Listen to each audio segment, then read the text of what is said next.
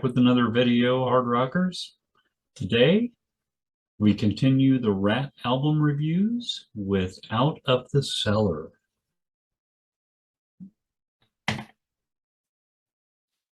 Out of the Cellar, Ratt's 1984 full-length debut, containing the tracks Wanted Man, You're in Trouble, Round and Round, In Your Direction, She Wants Money, Lack of Communication, Back for More, The Morning After, I'm Insane, and Scene of the Crime.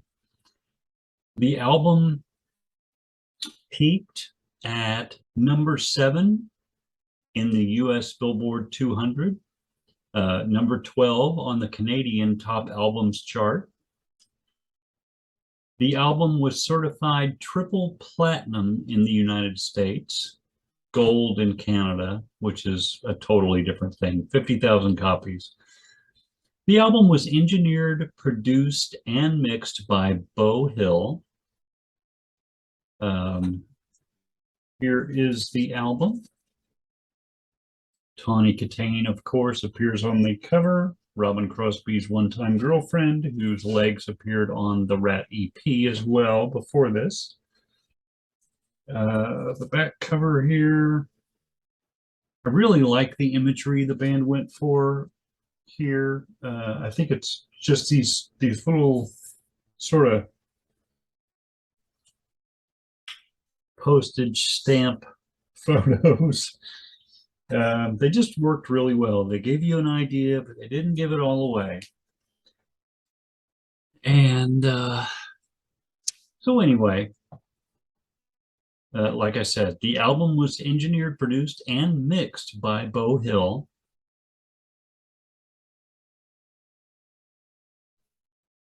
Something of a rarity for the producer to do that many different jobs on an album, but Hill did it.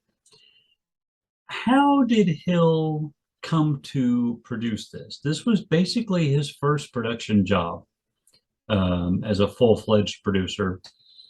Hill's band Shanghai had been signed to Chrysalis Records and Acoin Management, which of course Kiss fans will be familiar with. Acoin Management, who managed Kiss and Billy Idol back in that day. And Shanghai recorded their first album, which was produced by Bruce Fairbairn and engineered by Bob Rock, the team who brought you albums also like Slippery When Wet by Bon Jovi.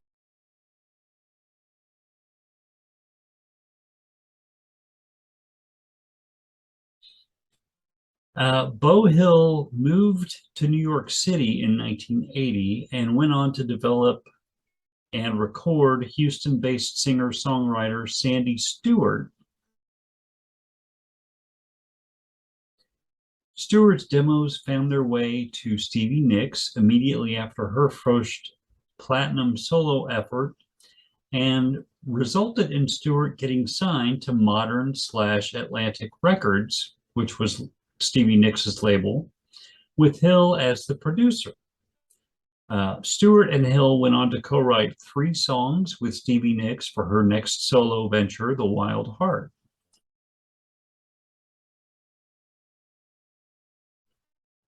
Now, a lot of material I have researched for this review comes from one of my all-time favorite channels on all of YouTube, and that is a channel called Full in Bloom. If you guys haven't ever listened to any of the stuff on that channel, please do yourself a favor and go there immediately after you finish this video. If I could have or be any channel on all of YouTube, Full in Bloom would be the channel I would want to be. These interviews are so great and so in-depth and so exactly what I want to hear when I look for stuff about these bands from the 80s. I can't even begin to tell you. We all loved our Hit Parader and Circus Magazine back in the day.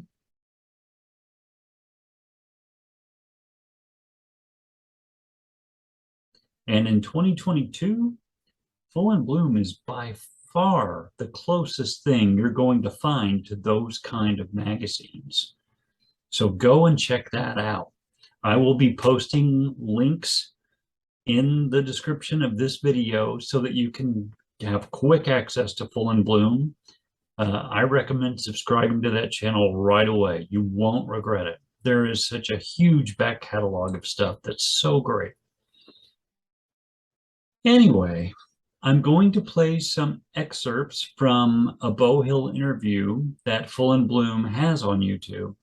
And I don't have permission to do that because I'm not sure how to even ask for it.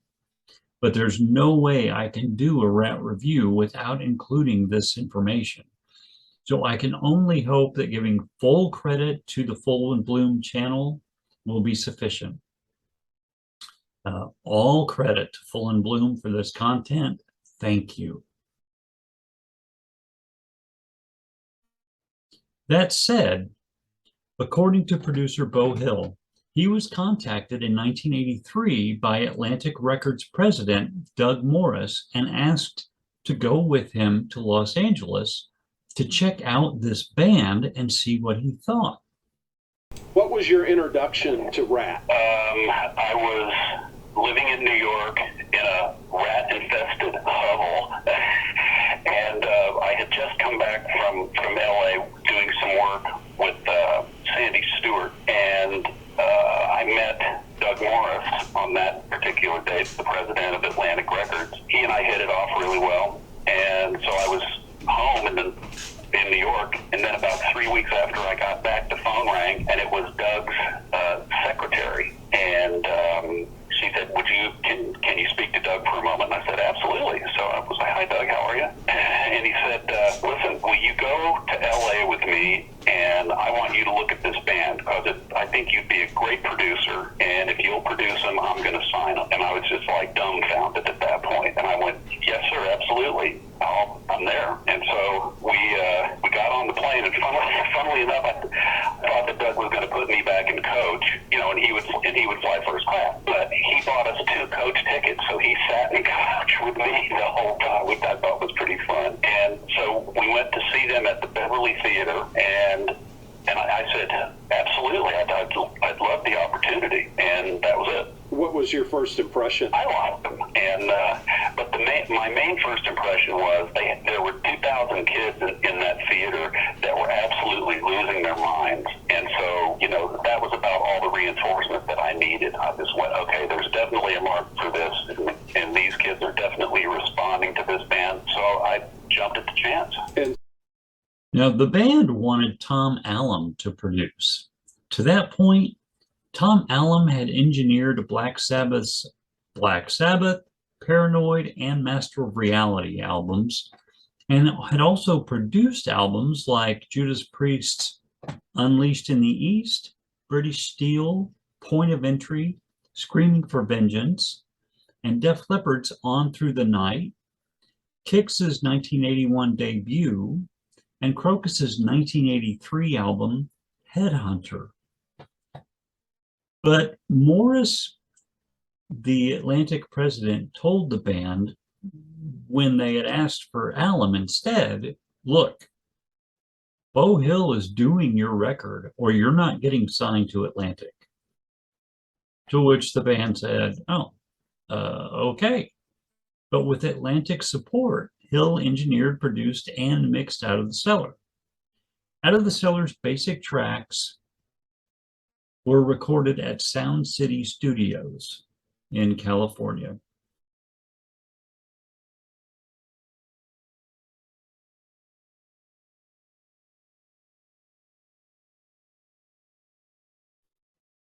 Other bands who had recorded albums at Sound City included Fleetwood Mac, Neil Young, Rick Springfield, Tom Petty,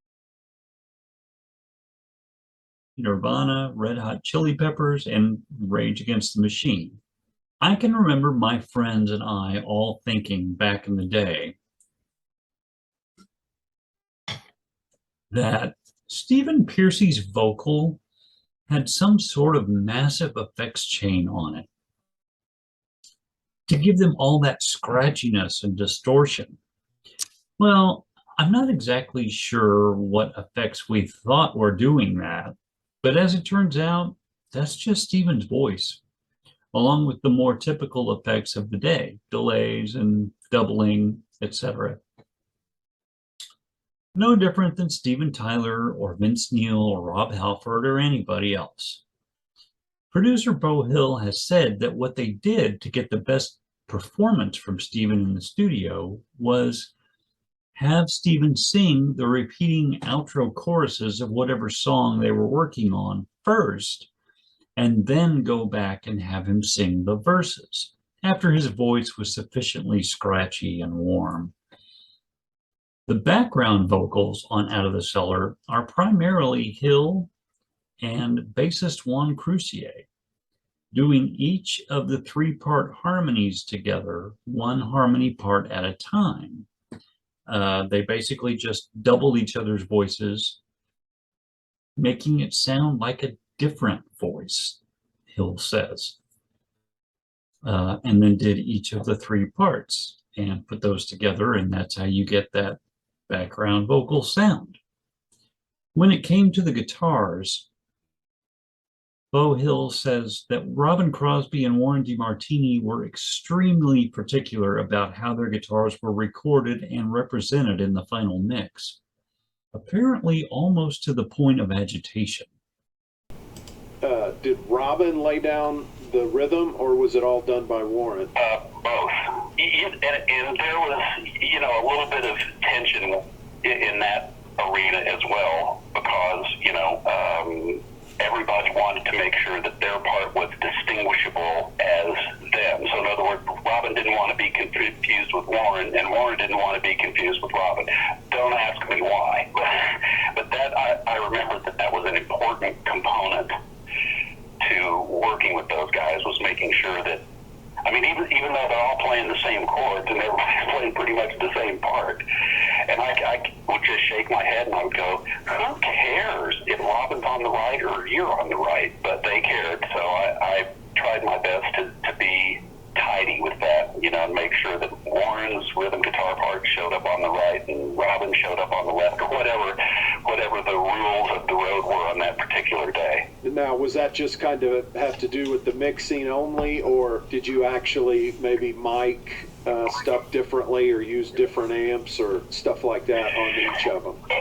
Well, that's a great question, and I'll give you the impossible answer. On Out of the Cellar, the band was so broke that between all the bits and pieces that they had, oddball head here, oddball cabinet over there, we could only come up with one rig that was acceptable to record on. And so, and this was part of what made the whole thing so funny to me, was I said, guys, not only are you playing the same part, but you're playing on the exact same rig.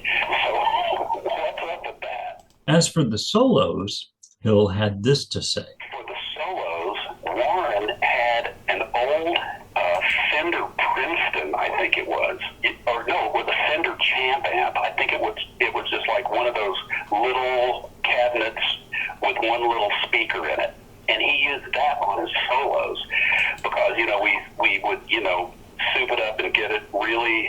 I don't remember exactly what the signal chain was for that. Either we used the Champ as a preamp going into the Marshall rig, or we just used the Champ on its own. But don't quote me on any of this, because I'm not exactly sure what the signal chain was. But we did have a little teeny Fender amp in there for Warren's big monster solos.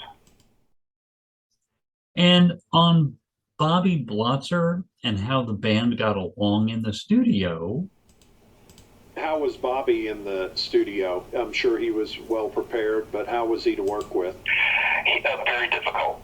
Very difficult. He was out of everybody. He was the one that was always the hardest to please. Something was not right with just about everything. And he was my least favorite guy to spend any time with. He was, at least in my estimation, he was kind of generally I don't know how I could put this, generally just disagreeable. Let me put it that way. I mean, the seems to almost hate each other. Well, that would be how I would refer to it. It was a very inharmonious group. Now, when they were out on the road and away from the studio, my experiences with those guys was it was a little bit different, you know, because they were touring, they enjoyed touring, you know, their egos were getting stroked every single minute of every day, which was the exact opposite when they were working with me. And you know, and they were partying and on the bus and having a good time. And when I was making a record, you know, I had to have a little bit of discipline in the control room. So, you know, I did stuff like, look, guys, we're buying this room by the day, so we're going to start at 10 o'clock in the morning. And they really hated that. But, you know, after a while, you know, everybody just got used to it. Because I kind of came from the school of, look, for me to get the best out of me, I got to sleep when it's dark, and I want to work when it's light. So we would start our day a little earlier probably than most rock bands would. And correspondingly, you know, we would quit early. So we'd be out of there by 7, go have a nice meal, a couple of glasses of wine or some sake or whatever we were into at the time, and then everybody went on about their business. Then we'd crank it up again the next day. Steven and Robin at that time, they didn't get along really well? No, with each other they did. Steven and Robin did. Again, you know, it was all kind of on again, off again, and at least in my experience, you know, it was very inconsistent who was going to be in whose doghouse on what day and for what reason. But generally speaking, they were highly critical of each other. And again, you know, if you take the whole songwriting thing and just kind of push that into everyday life, that's kind of how it was. You know, oh, you think you're so good? Well, I can do it better type thing. And it pretty much permeated everything. And on the songwriting and the competition within the band. Oh, Bobby didn't write at all, right? Well, that there again was another very sensitive point, was when the guys in the band that wrote the material that were hits started getting these fat publishing checks Right. that Bobby wasn't getting, that really created some problems. And so we tried to, if not directly, indirectly give Bobby a couple of half credits or something like that on the record, just to keep peace in the family. But he didn't necessarily write anything, even coming up with kind of drum ideas? We differentiated, you know, he's being paid as the drummer, and the drummer is supposed to come up with drum ideas, and that's not writing. Right. So we distinguish writing as melody and lyrics. Okay. So, you know, we didn't give Warren a writing credit for coming up with a solo. If he came up with, you know, with Of course. a verse and a chorus idea, here's the chords, blah, blah, blah, blah, blah, then he got in on the writing. And of course, at the end of the record, when it came time for everybody to determine and put on paper, you know, who did what to who and who wrote what and blah, blah, blah, blah, blah. I mean, those were always incredibly tense discussions, you know, because it was like, oh man, he didn't say that. Oh yeah, he did. Yeah, I mean, it was just, it got like 8th graders at recess. And especially egregious, you know, once these guys start figuring out how much money potentially was at play, you know, everybody would lobby like crazy for their position. I mean, nobody was going to give up without a fight. And so it was a fight every time.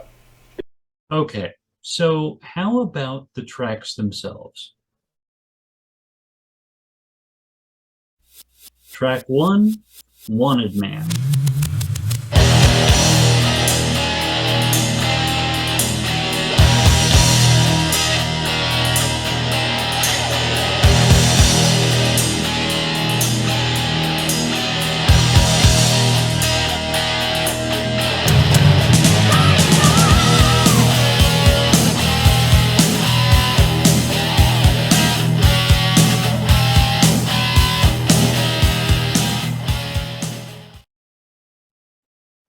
Five stars. I love the track. I love the video. But honestly, it's one of my least favorite songs on the album for some reason. I just never quite took to it the way most people seem to. And yet it still gets 5 stars. That should pretty much tell you what you need to know for this review. It's a nearly flawless album, in my opinion, and one of the greatest guitar albums of all time. But I didn't feel that way about it right away. It took a little while for me to get used to this album. To this day, I still don't know exactly what it was, but there was something about the overall sound of the album that I didn't warm to right away. Off the top of my head, I think it might have been Steven's vocals and how scratchy it was and how it set in the mix that bothered me, but I'm honestly not quite certain. This album just didn't quite sound like the other albums I'd heard up to this point, and I had a hard time getting comfortable with that new sound. But once I did, after a few weeks, whoa. Track number 2, You're in Trouble.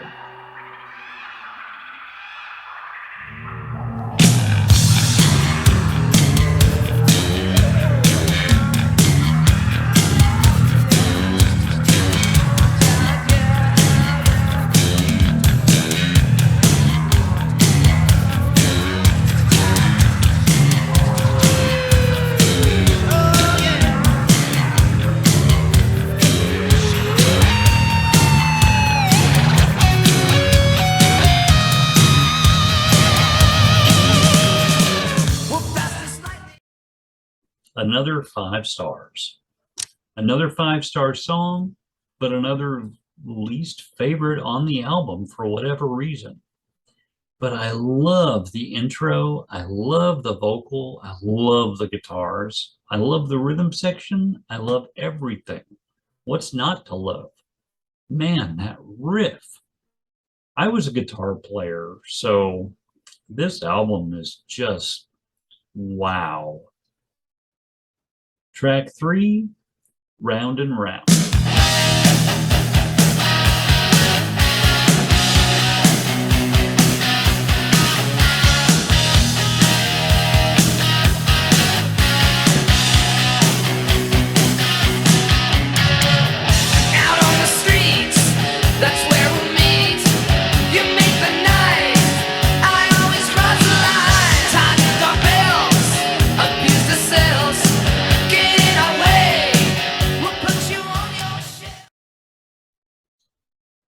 Five stars.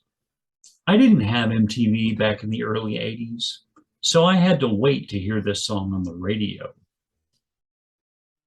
Apparently, that didn't take very long because I remember hearing it almost right away.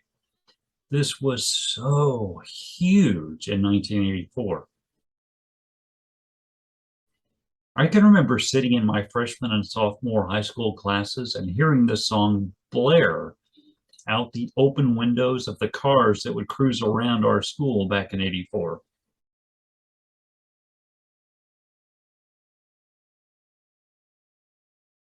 Seriously, I can remember hearing this song in almost every class I was in back then. We'd be listening to the teachers give their lectures and hear this blasting while somebody older cruised by, and we'd smile across the classroom at each other, bobbing our heads and totally forgetting what the teacher was talking about. This also isn't one of my favorite songs from the album, but I freely acknowledge that it is one of the album's best tracks. That solo. That's easily one of the most memorable solos of the entire decade of the 80s. Beau Hill can complain about that stop before the chorus all he wants, which he did. But I think that stop was one of the things that actually made this song so appealing. It was so different than everything else we had heard. I can still remember that a lot of the complaints music critics had about Ratt back in the 80s was their lyrical content and how it didn't have any real social significance at all. Well, that's fine. We didn't really want any of that. We had U2 for all that. Thank you, Ratt. Track 4, in your direction.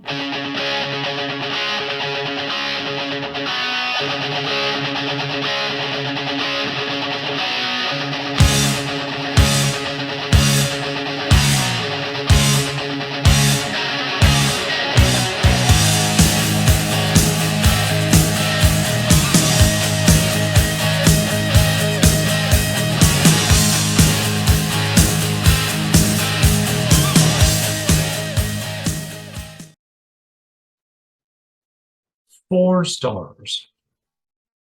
I gave it 4 stars, but I wanted to give it 5.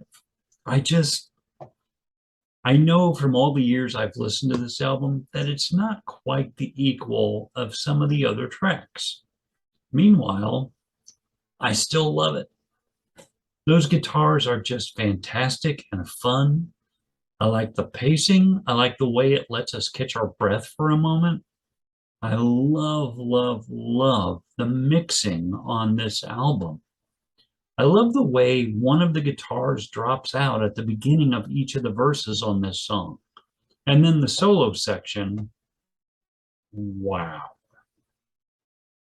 I find it really interesting when Beau Hill talks about Warren using his Fender Champ practice amp to record the leads on this album.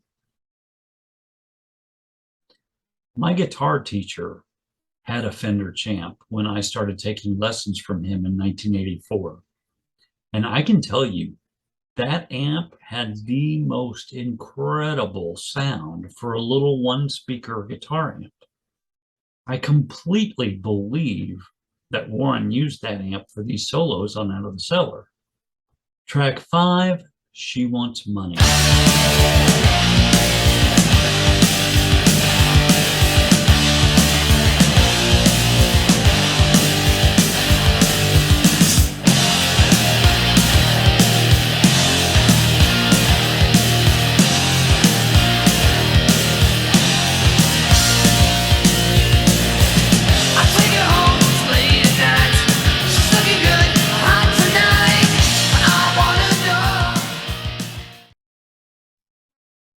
Part of me wants to give this song 4 stars, but the rest of me has to give it 5.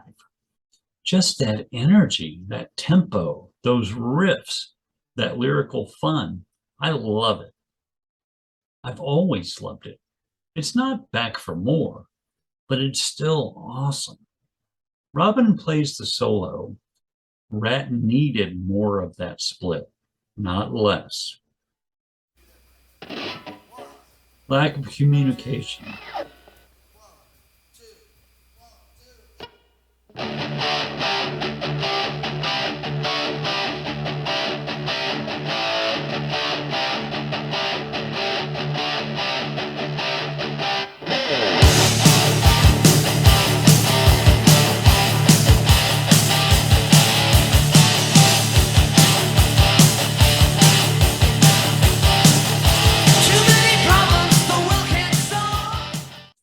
Five stars.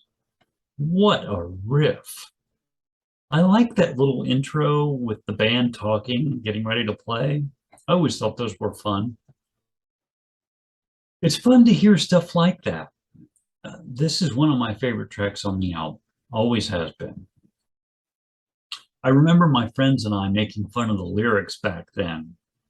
For us, it was always jack off and masturbation, jack off. I mean, we were 14. That's what we did. I've never gotten sick of hearing this track at all.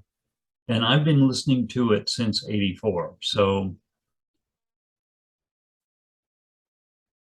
track 7, Back for More.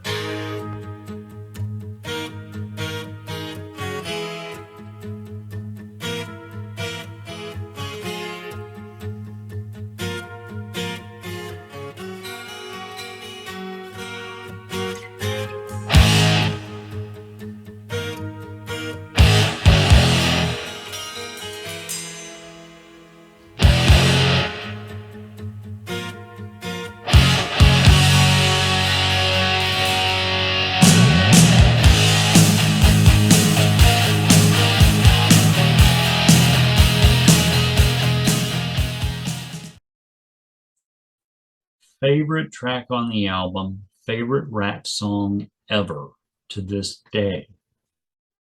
5 big fat stars. That acoustic intro, that riff, those lyrics, that vocal, it's all just spectacular. I'm so grateful to them for re-recording this song for this album. Great choice. Thank you, BEAU Hill. Back for More definitely deserved another chance beyond the one it got on their EP with those Juan Crucier bass parts. Interestingly enough, the bass parts are still basically the exact same on this version. They're just recorded and mixed a little differently and a lot better. Thank God. Warren's solo on this track, just whoa. Track 8, The Morning After.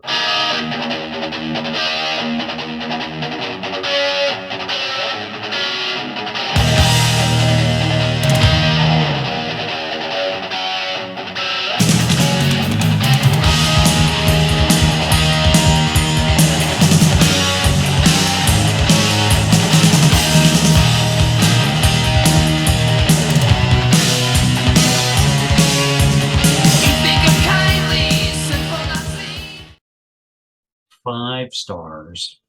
Great song, great riff, great solo, great. One of the many songs from this album I played live in bands of my own back in the 80s, and what fun. Track 9, I'm Insane.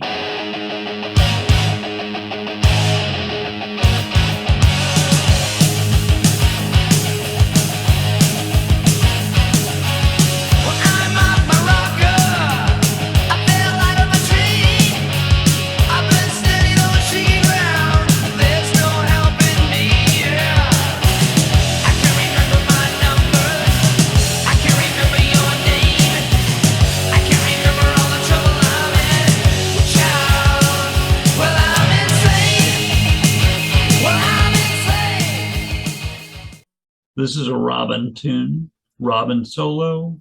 What a great riff. I love the lyrics on this song. One of the most fun songs on the album, in my opinion. And then track 10, Scene of the Crime.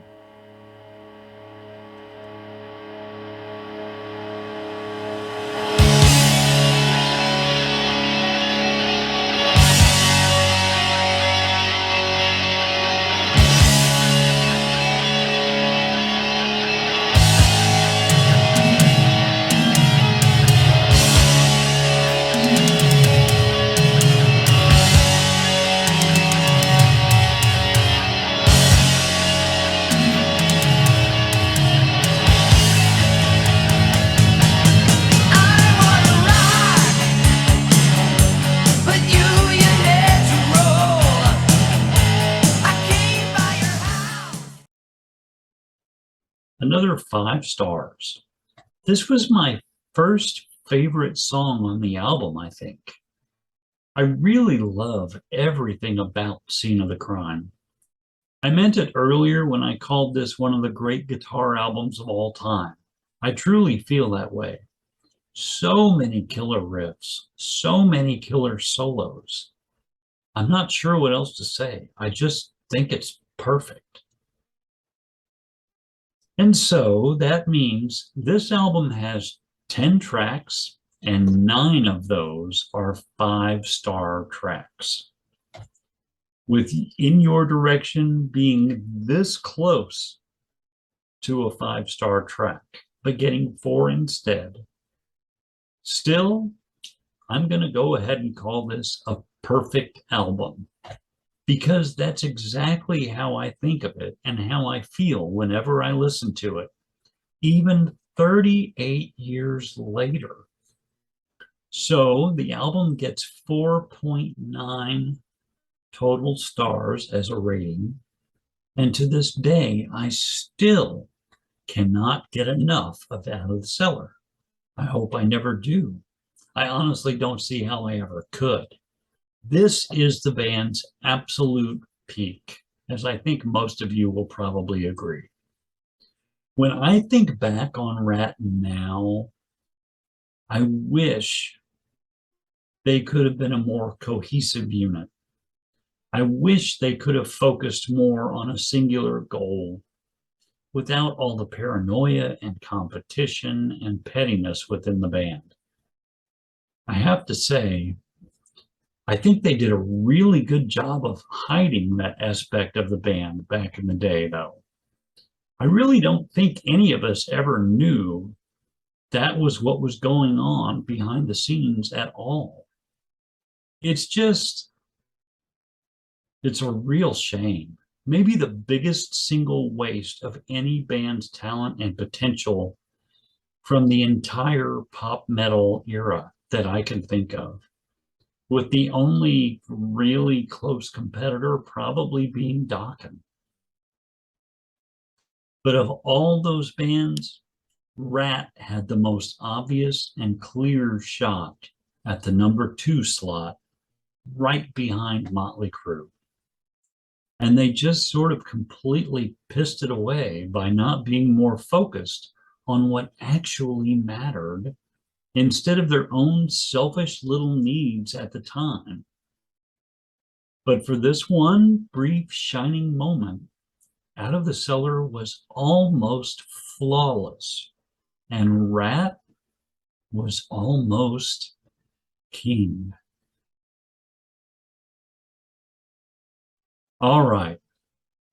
Up next, 1985's Invasion of Your Privacy. Maybe the greatest album cover of all time, at least to a 15-year-old boy, and either the unsung greatest album of Ratt's career or the biggest disappointment. Tune in next video to find out.